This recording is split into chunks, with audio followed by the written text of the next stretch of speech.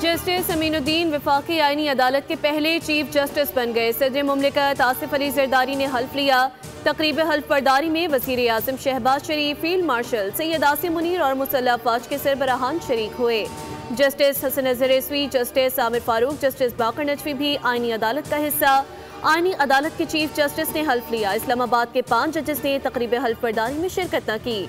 Peshawar high court से justice Arshad Hussain, justice करीम खान आगा और justice रोज़ी खान भी आईनी अदालत का हिस्सा होंगे। जस्टिस मुसरत हिलाली की आईनी अदालत के जज बनने से मौसरत इनकार सेहत के मसाइल की वजह से किया।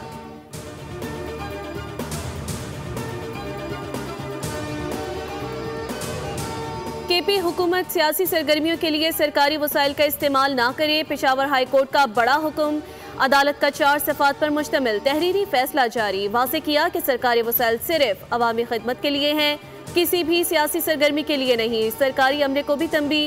अहकामात के खिलाफ वर्जी की सूरत में कानूनी कार्रवाई का इंदिया। अदालत ने लॉन्ग मार्च के लिए सरकारी गाड़ियों के इस्तेमाल पर पाबंदी आयद करते हुए दरख्वास्त निपटा दी।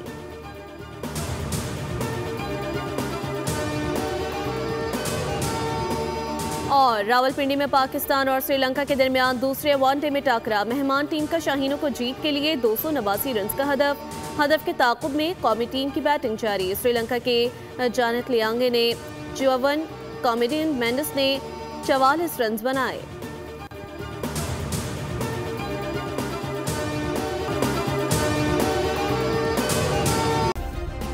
सब्सक्राइब करें और बेल दबाएं ताकि कोई खबर रह न जाए।